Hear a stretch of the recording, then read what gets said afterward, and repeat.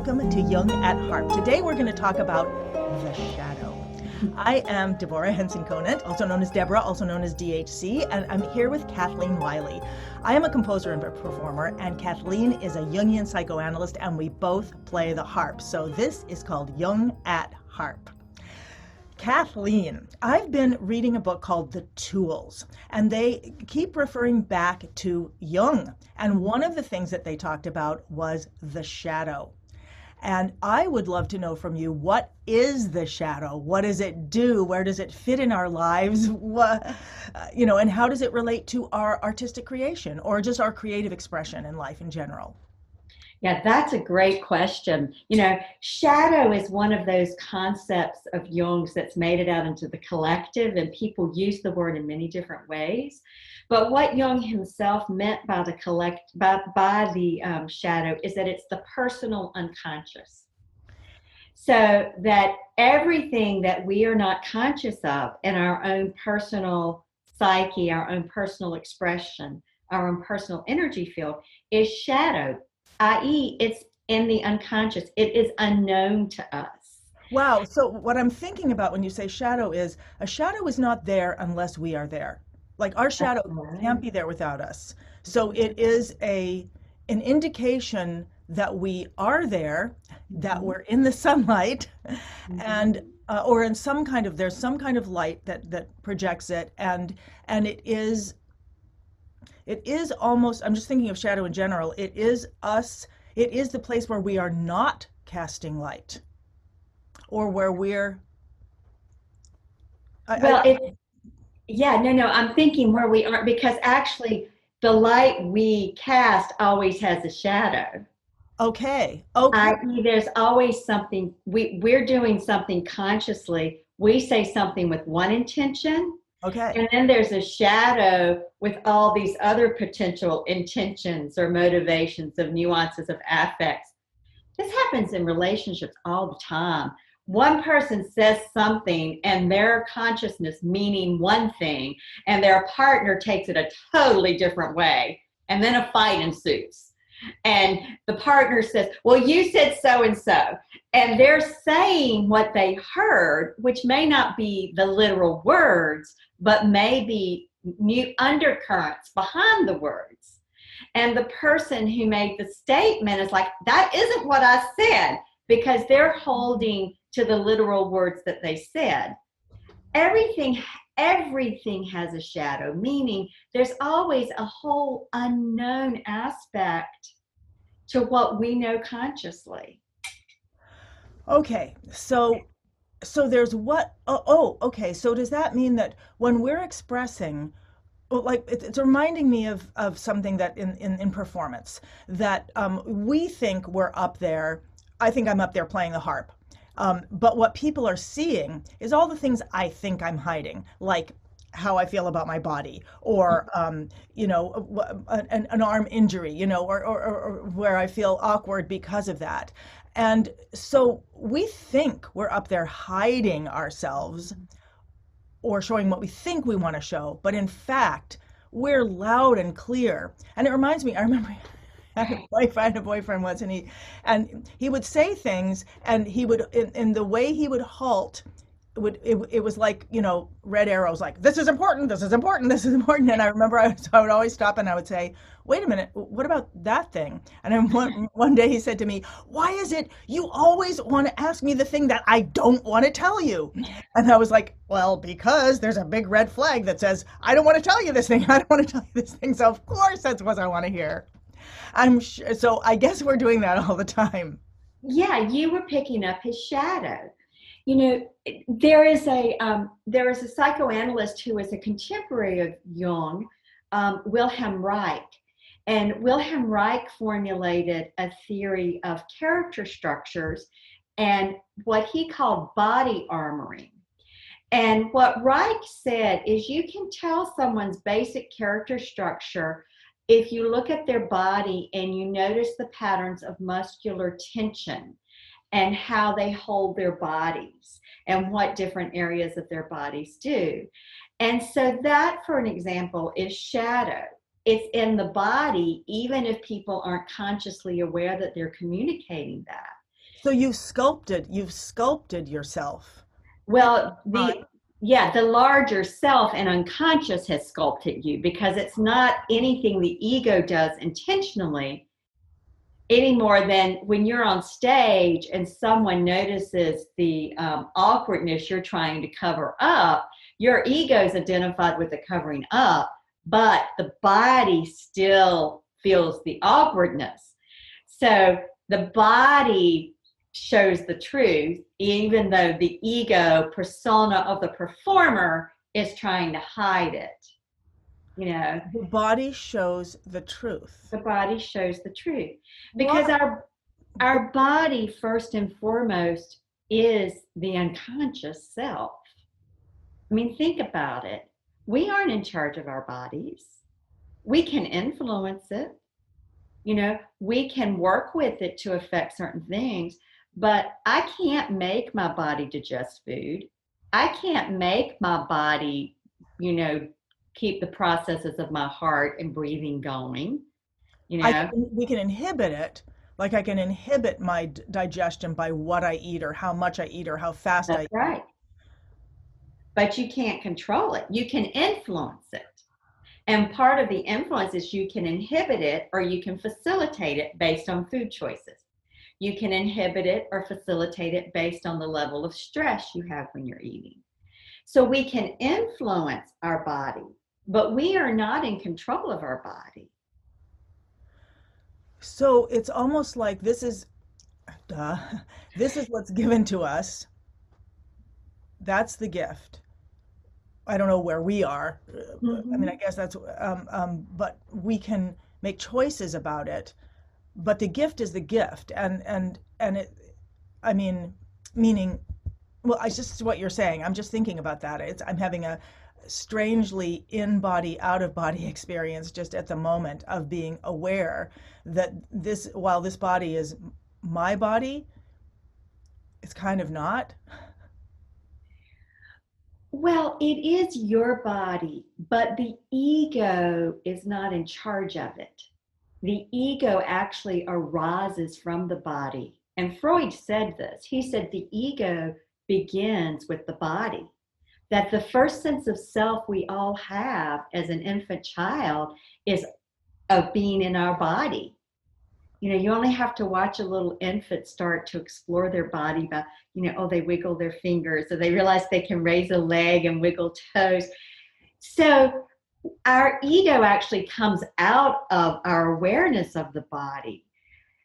But our culture is so skewed to this idea that we can control everything. And we have lots of influence, but ultimately we aren't in control. Again, we can think of our bodies and our psyches like the garden we tend. Our body is like the earth. We can do lots of things to influence the earth. We can do things that hurt the earth. Right. We can do things that destroy the earth. We can do things that help amend soil, so actually kind of amplify the earth. Our body is like that. We can do things that help our body grow what we want, i.e., give us the energies to do the things that we desire, or we can do things that inhibit, that cause our body, like the earth, not to grow anything, i.e., we don't have energy. We get sluggish. We get lethargic. We, become like couch potato. Can potatoes are good, but can we go back to what you talked about society? So I've started dating again, and again, I never did date before. So I'm starting to date. It's an adventure. It's a discovery for me, and as I do, all kinds of stuff comes up, and one is my relationship to how I see my body in society, how I see my body as a woman, and as I watch, and how much media still affects me. Like whenever I look in media, I look for where are women with bodies like mine, and I never see them. And it may be that I don't know. I mean, and I identify that I have big hips. This is like a thing coming in through my family. So it's a thing. And so I am always looking in the media, like, does that woman have big hips? Where's a woman with big hips? Where's a woman with big hips like mine who has, who gets to do this or gets to do that? And so I'm realize that I'm inhibiting myself and my sense of who I can be as a physical being, as a romantic being, as a sexual being, it's all that, by that comparison of almost saying, is there a slot for me in the world? Is there, where's my initials here? And deciding that because I don't see that slot in the media, in movies, whatever, there's no place for me Yeah. in that part of life. Now, I don't know if that has anything to do with the shadow, but but I was really interested by what you said about, so there's my ego, which is getting out this, got this idea. I'm looking to society, I'm looking to the media, to the images that society gives me to try to validate myself. And that seems like I'm really inhibiting something there. Well, and you are articulating the shadow of the collective media, which is that certain looks, for instance, certain body shapes for women are acceptable and are admirable, and others aren't. You know, and the shadow of that is there are a lot of us, including myself, and my body's very different than yours, but my body doesn't show up in the media either. I'm short and like Venus of Willendorf, I'm Rebanesque, we don't have popular Rebanesque women anymore. That went out with Marilyn Monroe, I think. So, but the shadow then is there's this whole other group that doesn't feel acceptable or good enough or admirable or worthy of attention. Or so there's a big shadow meaning the unanticipated dark effect. Well, as you're talking about this, I remember learning just as a kid, even about advertisements and the value of making of setting people up to feel not good enough in terms of selling things. Yes. And so it seems like that, understanding that shadow, if I could understand it better and really understand it, and well, then I'm just thinking, but can you shine light on the shadow? And what happens when you do? Anyway, is there a way to, anyway, let's just go on with that. But let me ask that. Is there I'm aware that I'm in the middle of that consumeristic, um, uh, I'm a cog in that wheel. And I've bought my way into that cog in that wheel of feeling less than, so that I will purchase products and, whatever, buy more. I don't know what it is. Um, how do we, and I'm sure that that's illuminated on all levels of our life, that I wouldn't be looking for it in the media if I wasn't also looking for it in individual places in my Mm-hmm. life.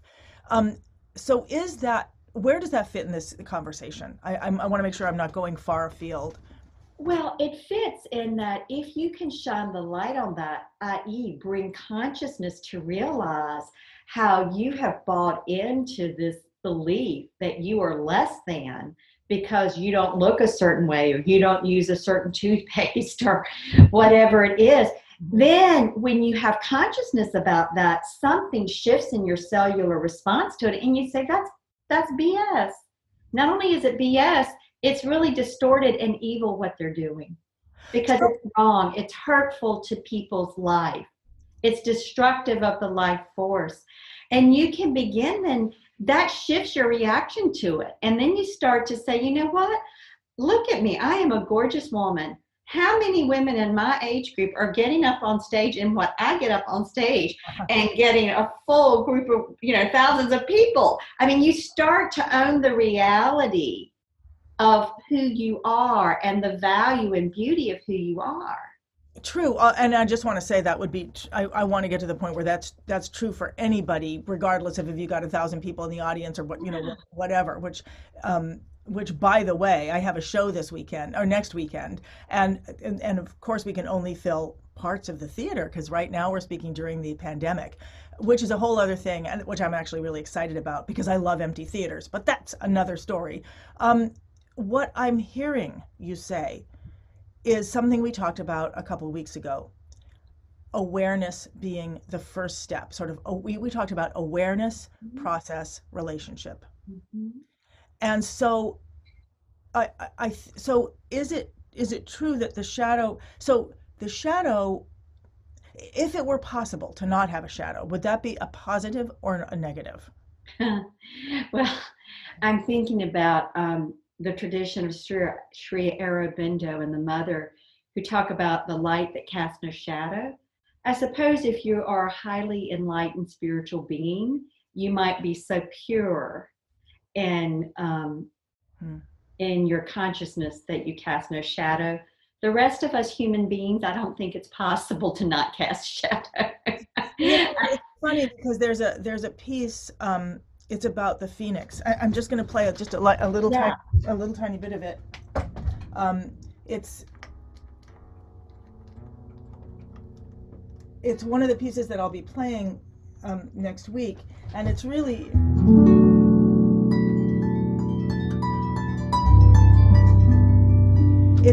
a piece of music, but it's also a story, and it's a story about the phoenix. And it says, there's a myth of a great bird, and she's called the phoenix.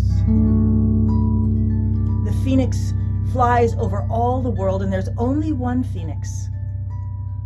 And if she should fly over you, she has a shadow of sunlight. And if that shadow should fall upon you, your heart and your mind and your spirit will, I can't remember, will be alive, will come to life. It will come to life in ways that you've never experienced before.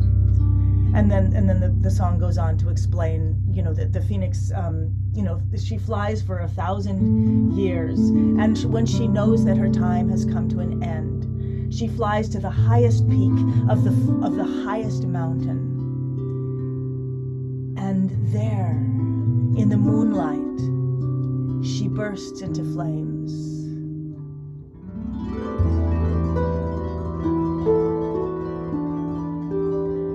But the phoenix can never really die because she lives within the spirit of humankind. And that spirit comes to the mountain and it stirs her ashes. It stirs her ashes as the moon rises, and it stirs her ashes as the stars turn. And when the very first rays of the morning sunlight light upon her ashes, once again the phoenix flies.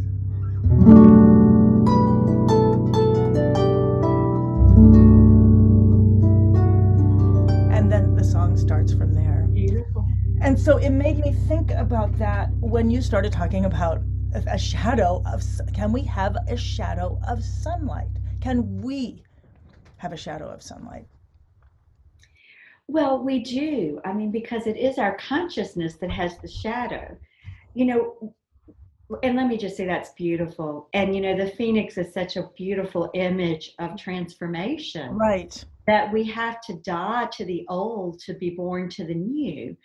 So our self-image of not being good enough or pretty enough or having the right body has to die.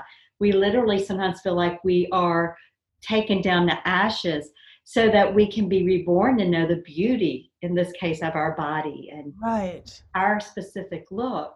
I mean, consciousness is different from awareness. Awareness is intellectual. Consciousness is the intellect joined with a different affect in the body. There's an important difference. A lot of people have awareness and what we call insight, but they don't have consciousness because they've not dealt with the feeling with it. It's an intellectual gymnasium exercise versus really being willing to go down to the ashes to Can do you it. talk a lot more about that? Well, I mean, part of the shadow of our self-help culture, and part of the shadow of this idea we're supposed to be happy and upbeat all the time, is that we as a society have demonized the processes of dying, both literally, but right now I'm talking about symbolically. I mean, the phoenix dies, she bursts into flames, but she rises from the ashes. You know, if you can really tolerate feeling all the self-hate you have towards your body that's fueled by the media, and bring your own compassionate presence to that, then something will shift. There will be something that bursts into flames. There will be a heat of emotion that arises, and then something new will be born from that. And your connection to yourself and your body will change. So part of the shadow of our culture is we don't want to go through that process. And when we start to go through the process, then someone around us gets uncomfortable, and then it gets pathologized, and we're supposed to take a pill to make it go away, or we're supposed to snap out of it. When sometimes we have to just go through it as part of that shift of consciousness. It's like the phoenix dying to rise again.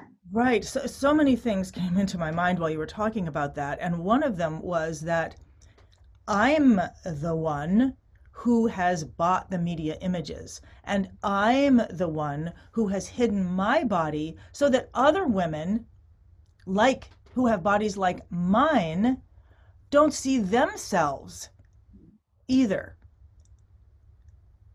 Yeah. I've done all that. I've bought that. Yeah. Mm-hmm. So that's one thing. And then the other thing is just thinking about just death and the fear of death in general, Mm-hmm. in everyday dying, and in the dying of, and then how that relates to just death itself, which I've been thinking about since I was 12. Can you talk more about, just talk more about, oh yes, consciousness. You talked about awareness and consciousness. So we were just talking awareness, process, relationship. Is that how we get to consciousness? Where does consciousness fit in there? And I don't want to get too far from the shadow as well. Well, what I would say is consciousness holds all of it. So consciousness holds awareness, process, and relationship together. So it's like coordination, and like it's like the gestalt, or I don't know. Well, it is a gestalt, a sense, meaning that parts come together to create, a sum that's greater than the whole. I mean, that the whole is greater than the sum of the parts, I believe is the way it's said. Right. Yeah. Right. Like there's bass, there's accompaniment, there's melody.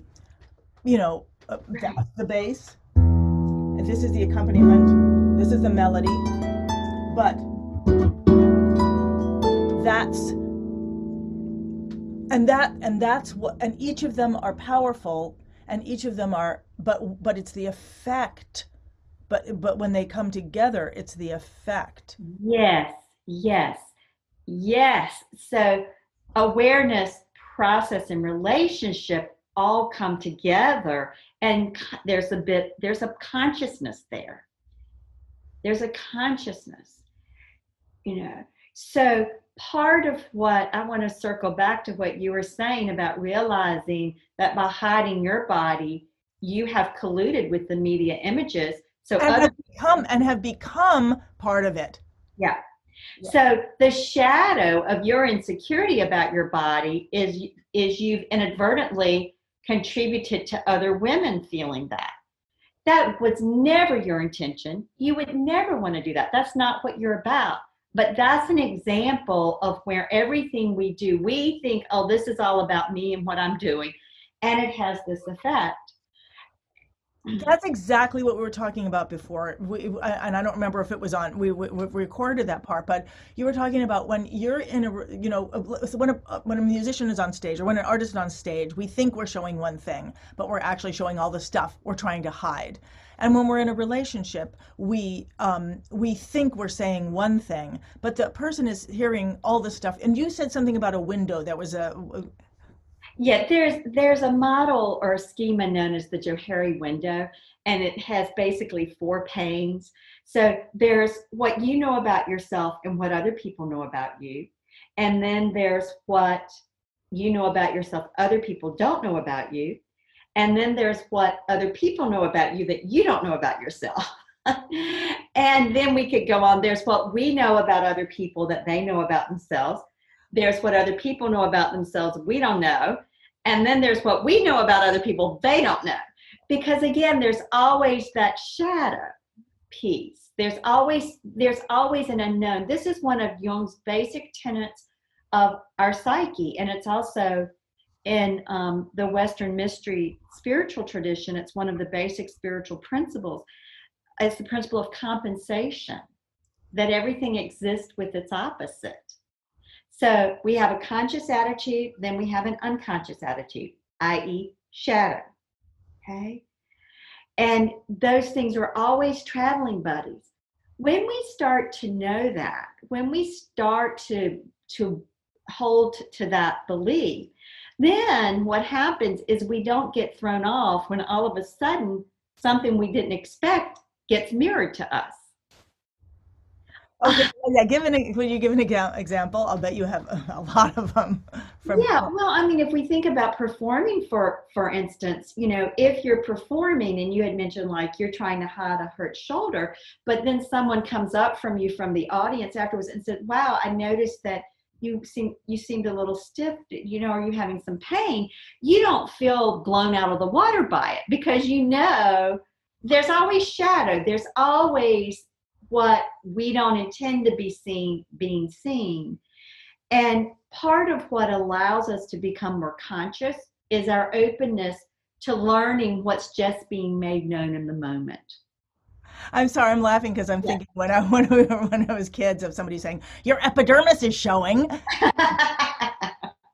Uh, s- Yeah. so we think we're going around hiding these things, and we're not. Right. We're Right. actually exhibiting them. Yeah. And it sounds like what you're saying is in order to get a sense of what we're exhibiting, we have to be aware of how other people are responding to us. Yes, if we can receive in feedback, i.e., receive how other people are responding to us, receive what other people say to us as perhaps a mirror reflecting something about us, then Hmm. instead of being so quick to refute it, we can say to ourselves, I wonder where that's at in me. And then we find it and it's maybe a thumbnail's worth and it's really no big deal. Or we find it and it's a whole arm's worth and we say, wow, that's a vat of energy I want to get to know. So it allows us to become more conscious in each moment of living. Now, something I've noticed about myself as I go on this journey in my life where I'm really consciously thinking about these things and how to apply them in my life is that I'll have these really icky days, like where I'm grumpy and it seems like everything that comes in the email is negative, and it just feels dark, and it used to feel that way a lot. It just and I've begun to notice that that seems to be a harbinger of a breakthrough. I seem and I it often seems like, and I've equated it to like what a snake must feel like when it's shedding its skin, just irritable and icky, and I've been concerned. So little by little, as I'm starting to be like, oh. At first, I'm like, ah, crap, and then I'm like, oh, wait a minute, that might be that thing where I seem to be. And then I started getting worried that like, but if I don't get grumpy with it, will I still transition into this new state? Like Well, I don't know. I mean, you might, uh-huh.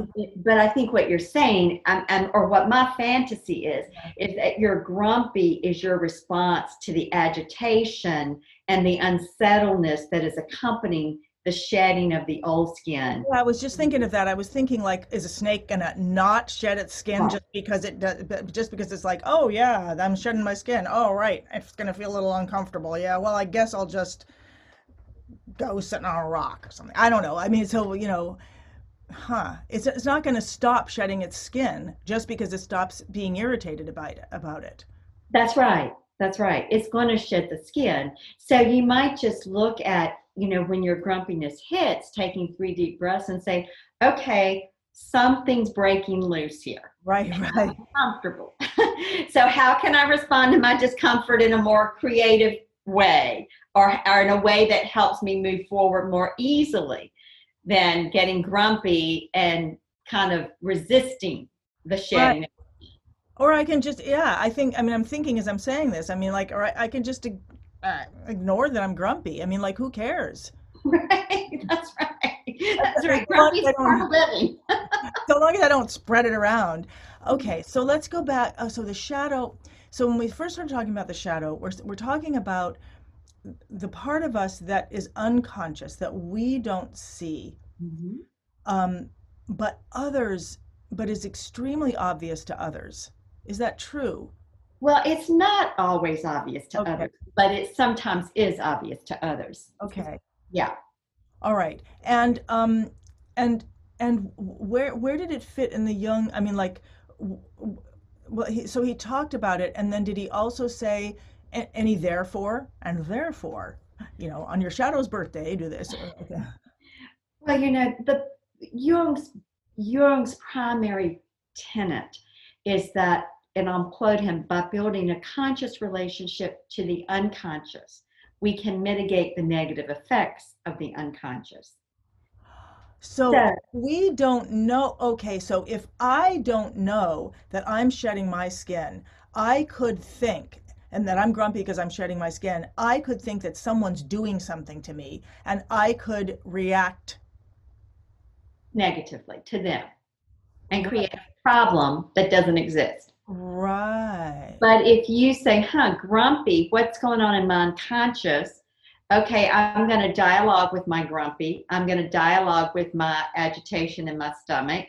I'm going to dialogue with that feeling of anxiety or ungroundedness in my belly.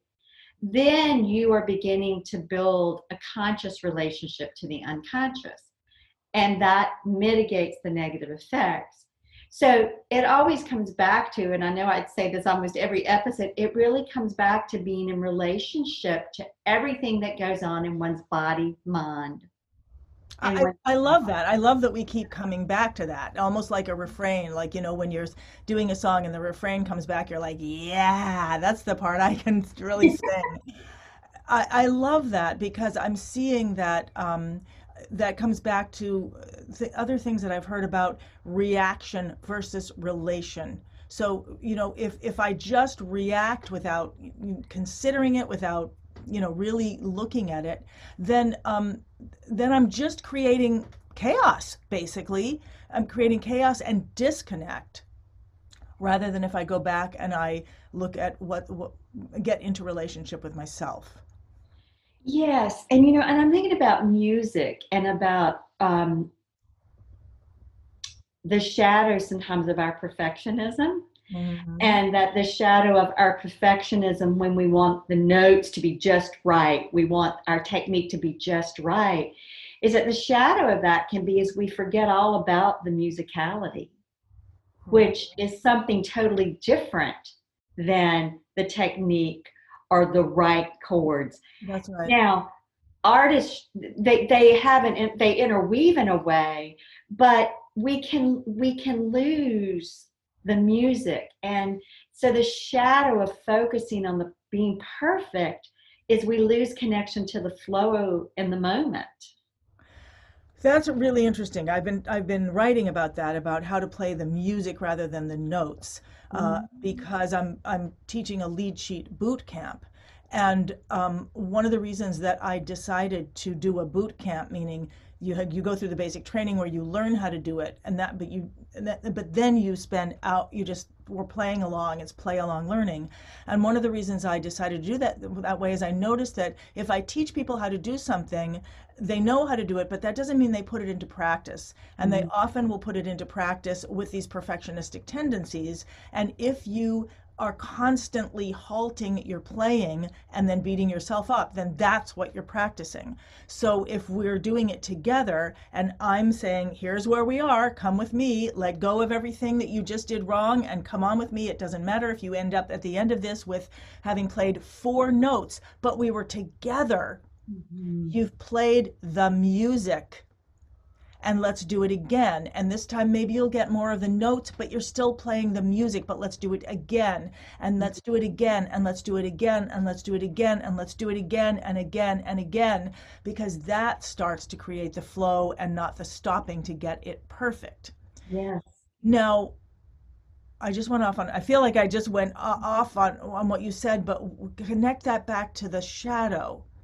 So where does the shadow fit in that? I mean, I know that what happens when we do lead sheet boot camp, so we're in a big room, there's all these harpists all around the world. They can hear me, I can't hear them, but we're all playing together. And I know a lot of them are swearing and throwing things around the room, and dealing with it. But at the end, they're learning to have this fluency and they go with it. Um, where does the shadow fit in that scenario? Well, and again, the shadow is whatever is unknown for each of those harpists. I see. What? So, Oh, yeah, so the shadow, for me, for instance, if I were to sit down and do and I actually started this week going back through your last lead sheet, uh-huh. the prep videos, Right. for me, my shadow is not feeling good enough. And my shadow is feeling like if I don't get the right note or the right chord or the right timing, then it's not worth anything. Okay. Oh, So now I just articulated that. So I obviously have some conscious awareness of it, but I still get caught in where the affect, my body and mind unconsciously believes that's the truth. That's the shadow. I know that's the problem.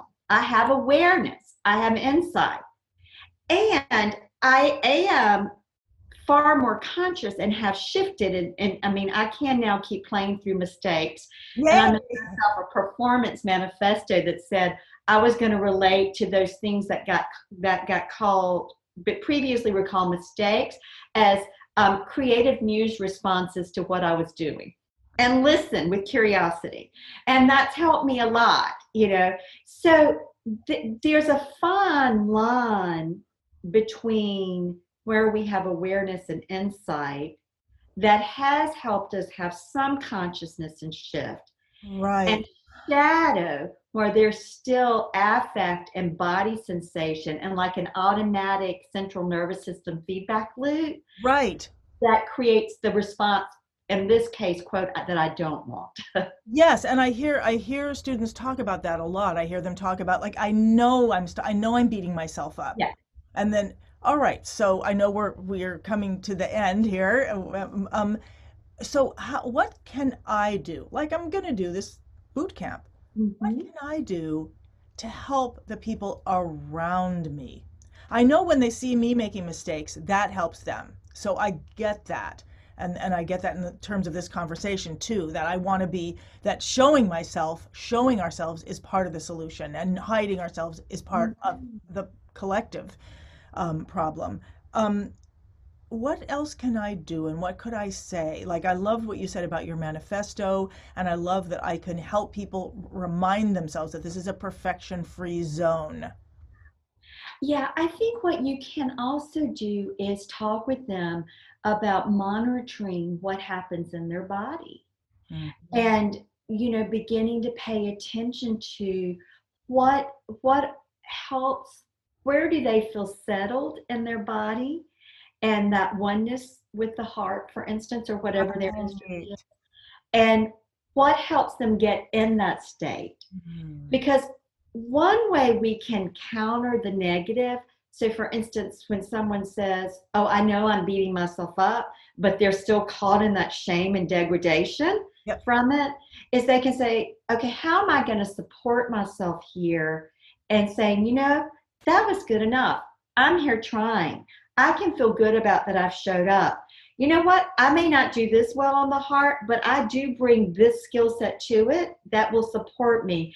So sometimes what we have to do is, if there's degradation and shame over here, Right. is we have to increase our bank deposit with ourselves of affirmation, and we have to support ourselves. Too often we try and counter it, and we fight with it, versus just saying, oh, there that is. Now, where's the other side? How can I build up the compassion and affirmation and self-love for myself?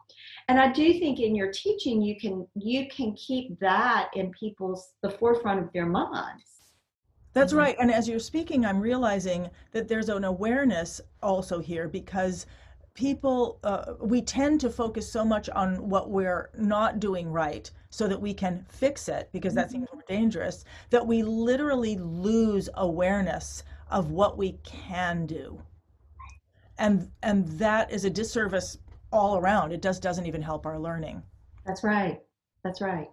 So All right. see, there again, you just articulated an example of shadow, where doing this thing can have this unanticipated effect. So again, for even as we're talking, I'm aware I may say one thing with one intention. Someone listening may think I mean something totally different. We have to be able to bear. That's just the reality of how we work. But if we know it, then when someone comes to us, or we recognize in ourselves or someone we're working with the shadow response, we can say, oh, wow, it seems like you took that and you're using it against yourself. And I want to circle back to say, that wasn't my intention. And this is what we want to say to that part of you. So we take perfectionism out of even that process of communication, and realize that it's not going to be, there's no way to say something perfectly. There's no way to play there's and that this is a process of communication and relationship that is going to be ongoing, and that will deepen our understanding of ourselves and our understanding of each other. Yes, yes. And to circle it back to our topic of shadow. And so part of how do we get to know shadow is we're open to what shows up unbidden, unexpected, what we don't want, the things that are problematic, as well as the things that just show up out of nowhere to help us. So we have an openness to what is just making itself known. I see. So what I'm just looking around my desk, and I'm thinking this desk is really messy, and I'm thinking that's actually something that I can learn from. That's actually part of my shadow. Yeah, yeah. That maybe the desk represents a way that you process internally.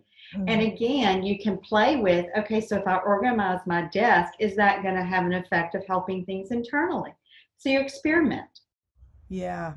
Wow, Kathleen, that was really, I love that last part, because it's making me think that we can watch ourselves and see what we're doing, and we are actually giving ourselves cues and clues all the time Yes, through that shadow self that has nothing to do with what we say we think we're doing or what we think we're showing. We that's can right. see that. We can turn a light and see what's behind that shadow, what that shadow has been hiding. Yeah, yeah, yeah. Because the shadow, it's interesting if we go back to literal shadow, we see the literal shadow. It's not that when we look, but we have to look from the right angle. Think about it. When you're outside, the next time you're outside in the sunshine, just look around and see where your shadow is. Uh-huh. You know, I mean, because if you're just going forward, you don't see it. But if Uh-huh. you stop and kind of turn slightly behind you or to the side, you'll see it. So, Unless, of course, you're walking into the sun. No, if you're walking away from the sun. yeah, then Yeah, it might be in front of you. right. So, I think it's So start being aware of just being aware. It sounds like you're saying start with awareness. and an openness to what is present that I don't yet know, that I might have an opportunity to know. I mean, that's part of the beauty of our collaboration. We show up to see what happens. Right. That's right. We show up to see what is going to bubble up from both our conscious intention and our unconscious. And we're open to that process together. It's what you do when you compose music. It's what people do when they improvise at their instrument. Right. Yeah. Yeah. Yes. And then it takes if you follow it, it takes its own shape. So my parting comment will be that so the shadow includes things that both are obstacles and things that are also helpful to our flow. Shadow is not all bad or negative. There are things that bubble up from our unconscious that do block us and interfere and create the problems that we experience. But there are also things that come up that just help our life flow and help our relationships flow. And that by building a conscious relationship to all of it, that's how we mitigate the negative effects. Okay, so yes, what I'm taking away is that I can turn to look at my shadow, and that rather than not seeing everything I want to hide, I can start to have a relationship with myself of showing myself. And since my motto is don't do more, hide less, I realize that helps me to be able to do that. Yes. Well, Kathleen, thank you again for another wonderful session. And thank you to everybody who listens and the beautiful comments that people send. And I look forward to seeing you again next week. Okay. Bye-bye. Okay. Bye-bye. Visit jungatharp.com for show notes, contact links, and to follow the ongoing conversation. That's Jung, as in Carl Jung, the famous psychoanalyst, and harp, as in the many-stringed instrument.